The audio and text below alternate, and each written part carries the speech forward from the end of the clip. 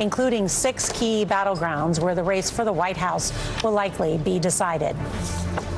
All eyes are on the 7 battleground states. You can see them here in purple. In Michigan, CBS News rates this as a toss-up. In Wisconsin, CBS News rates the presidential race there as a toss-up. And the same can be said in Arizona. CBS News rates this as a toss-up as well. In Pennsylvania, polls have been closed for an hour in the Keystone State.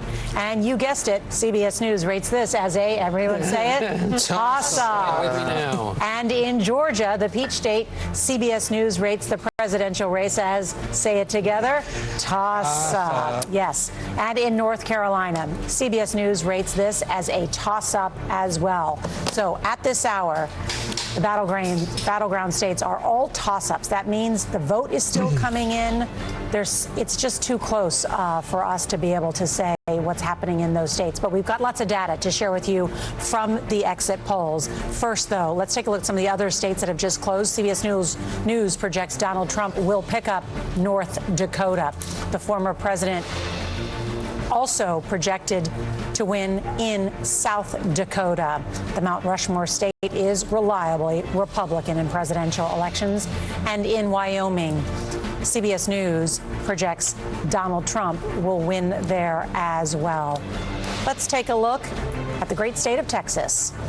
CBS News projects Donald Trump will win in Texas. We'll have an update on this big Senate race there in just a minute, where Ted Cruz is facing a tough race there. And then Iowa is characterized at this hour as lean Trump. Remember, there had been that stunning poll out of Iowa recently that suggested Kamala Harris gaining ground among older women. And the big number to remember tonight is 270. That's the number of electoral votes someone needs to win. So far, the race to 270 shows Donald Trump with 154 electoral votes and Kamala Harris with 27. Those big numbers from Donald Trump, in part because of the calling of Florida and Texas. Of course, when states like New York or California or other big electoral prizes come through, if they go for Kamala Harris, that will add to her vote tally as well. Let's check in now with Major Garrett and Anthony Salvanto at the data desk. Gentlemen, we are dying to know what's happening in these states. Nora, Anthony is still working at the data desk making calls. I'm going to take this one by myself. Let's talk about Georgia. Lots of vote in, 66% in. Now, the question everyone has at home, well, where is the outstanding vote still to come in? Geographically, I'm going to show it to you right here.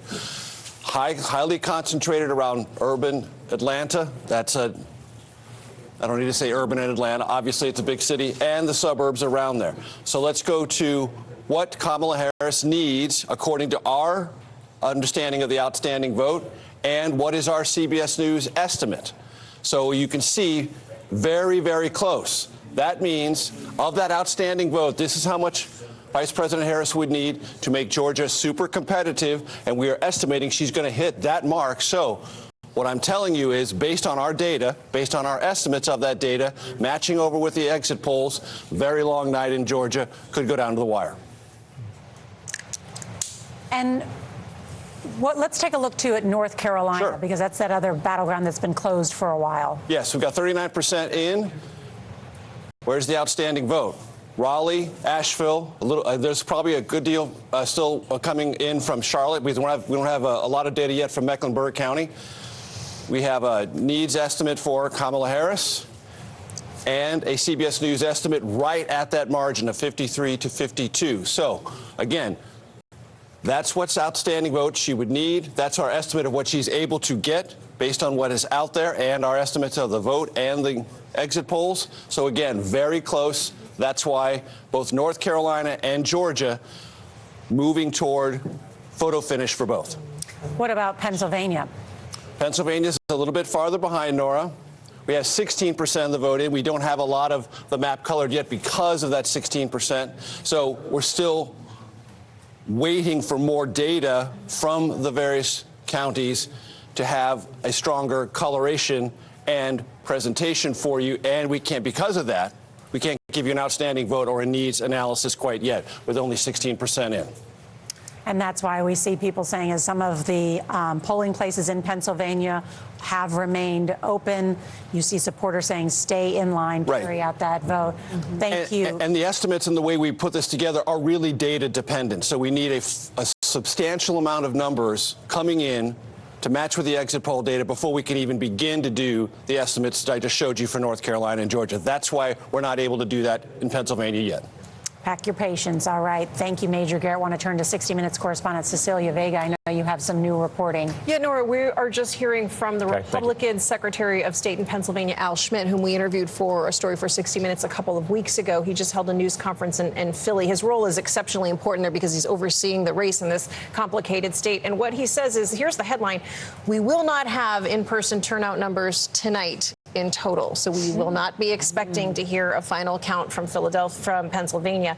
He says they're very, the numbers, they're seeing very high turnout numbers in the state for an election year. And here is his plea to voters right now, at the American public waiting for these results to come in. He's asking everyone to be patient. Counting millions of votes accurately takes time, and we want to take the time to get it right. They're looking right now, he says, at some 2 million mail-in ballots.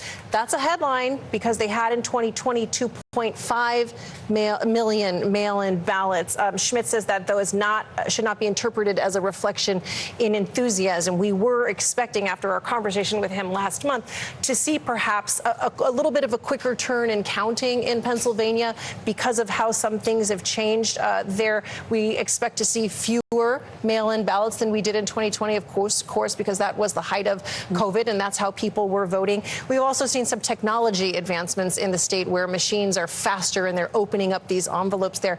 But counting in Pennsylvania is complicated. They did not, by law, start counting ballots until 7 a.m. today. They're one of the few swing states, battleground states, where they have this no pre-canvassing law in place. So we always have a delay in Pennsylvania. In fact, Al Schmidt even told me he hates the word delay because it's not actually just a delay. It's just how they count Pennsylvania.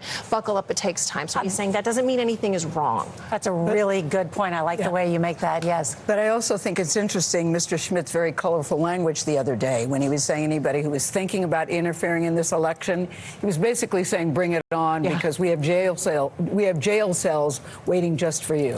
He's very sure that they are very safe in anybody who is voting in Pennsylvania. You don't want to go up against anybody in Philly talking like that either. No, you don't. Ed, I know you're digging into what's happening in Pennsylvania as well. The Harris campaign remains incredibly confident, in part because what transpired just up the street a few days ago seems to be paying off for the Harris campaign, not the Trump campaign. The Madison Square Garden event, where that comedian said all those nasty things about Puerto Rican people and others across the country, it is registered. They noticed this morning that turnout in the 3 most Puerto Rican dominant wards around Philadelphia had exceeded the 2020 numbers already, or 79% of the total had already shown up by lunchtime today. That's a good sign.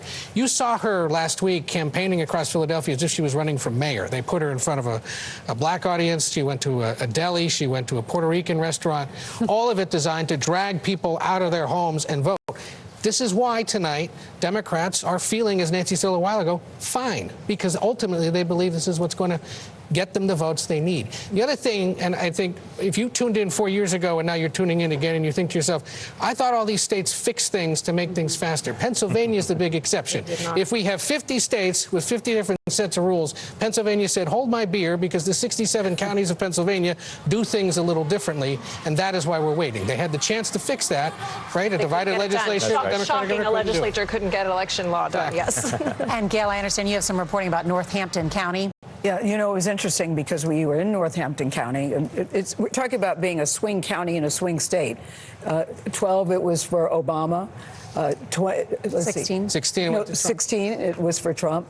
20, it was for Biden. And now here we are in 2024. And we saw some of the Puerto Rican voters who, one woman was on the fence, but after that comment from the comedian, she said, nope, I'm now leaving Trump. But I said, but Trump wasn't the one who said it. And they said it didn't matter. He didn't stop it. He didn't stop it. And they took great offense at that. And they think he took too long to even apologize for it and even own up to it. But we had Senator Marco Rubio on Face the Nation Sunday just flat out dismissing that he's handling outreach to the Hispanic population for the Trump campaign and saying, oh, no, this, you know, he's not going to be in the cabinet, dismissing it altogether. But what's interesting with that doesn't seem to be the case, though, when you talk to the people. Well, the Harris campaign seems to think in the moment that it's breaking in their favor. Exactly. It's insulting. No one is saying it is not. Exactly. He even said that, and he was defending Donald Trump. But in terms of the targeting of groups, one thing we have seen the Harris campaign also try to do is target all the Eastern Europeans or those of that ancestry in the state of Pennsylvania. Right. 800,000 Poles, the Ukrainians, the Eastern Europeans. You had President Zelensky come and tour one of the weapons facilities in Pennsylvania, something that earned him the ire of the Republican Speaker of the House. But you have these interesting dynamics. It's not always clear, though, if these ethnic groups vote in a monolithic way at all, Ed. I have to tell you that. As you know, we have our election expert, David Becker, here as well. And David, what are you hearing about Pennsylvania? So under Pennsylvania law throughout the state, anyone who's in line at 8 p.m. when polls close gets to vote. And we're hearing that in Northampton County, where Lehigh University is, people are in line waiting to vote, and it might go for a while. And I've just confirmed with a Philadelphia city commissioner that there are people in line still in Philadelphia waiting to vote, even now an hour after polls closed. There have been a couple counties, Clearfield and Cambria, where the courts have ordered later poll closings, 9 p.m. and 10 p.m. respectively.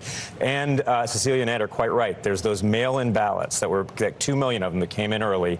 Pennsylvania is an outlier among the states, with Wisconsin as well. They just won't have as many of them, where they can't start processing them until this morning. So that's going to take some time. So they're going to do the best they can. They're going to be counting 24/7 throughout the night. 60 Minutes correspondent Bill Whitaker is here, too, leading our democracy desk. And what are you hearing, Bill? Nora, the FBI is reporting tonight that videos have surfaced online impersonating the FBI insignia to promote fake narratives, including complaints about malfunctioning voting machines. Now, our similar videos out this weekend were attributed to Russian bad actors. Now, our elections are typically a showcase for our democracy, but our adversaries also see them as an opportunity to sow chaos and discontent.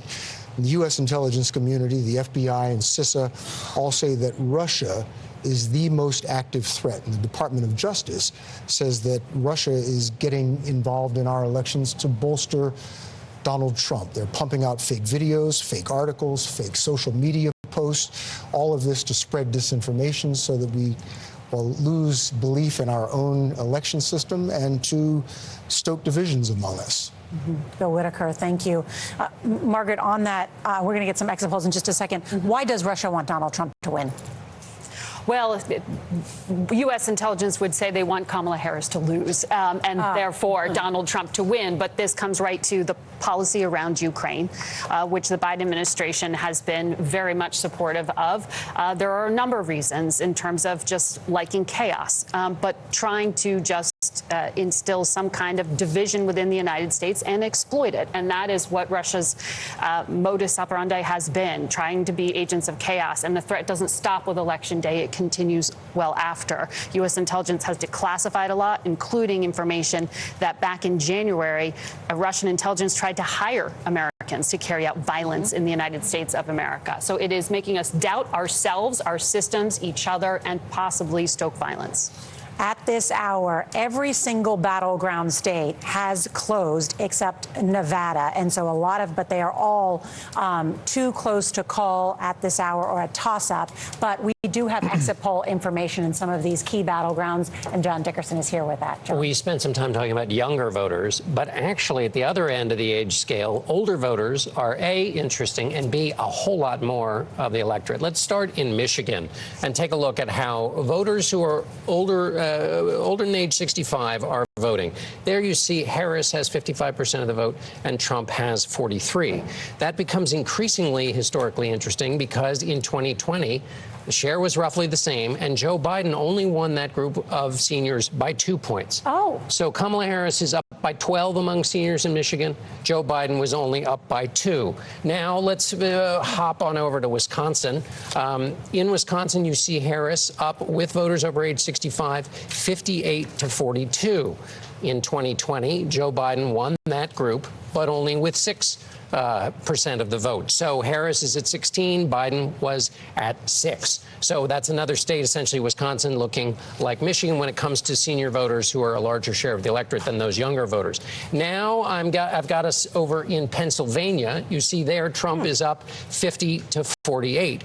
But in 2020, Trump won that group of older voters by 7 points. So for him to only be up by 2 means he's not performing as well with older voters in Pennsylvania. So the message here, of course, and you remember there was that late-breaking poll in Iowa. Ann Seltzer in Iowa, which included in it that Kamala Harris was ahead in Iowa, which is a red state that Donald Trump should be ahead in, and she said a large portion of that was older voters. I can't break it down by gender for you, though. That is cutting the bologna too thin. So I can't. I'm anticipating your next question. And I think, the way to describe this, and I think for many of us who have covered a number of these presidential elections and talked to the strategists on both sides of it, the way that Iowa poll that was described to me is that what indicated was that plus 65 voters were breaking towards Kamala Harris. And that was a trend, and that you may see that in other states. And you're suggesting now that exit poll data shows that in Michigan, in Wisconsin, that she is overperforming Joe Biden among the plus 65 group, which is a reliable vote. Yes, a larger share of the electorate. So she's doing better with this larger share of the electorate. And what'll be interesting is, as our reporting continues, and maybe it'll take a few days, is to figure out why that is. Are those older voters disappointed with the way Donald Trump has behaved? That's a question yet to be answered. Ed, that is part of it. Yeah. And this, again, is why they've been so confident that ultimately they'd prevail in those big 3 states in the Midwest, is they knew, with elderly voters especially, they were going to do all right. All right, Ed O'Keefe and everyone, thank you. When we return, we're going to check in with our correspondents in those battleground states, and especially Arizona, which perhaps some history has been made in the U.S. Senate there. CBS News America Decides, election 2024. We'll be right back.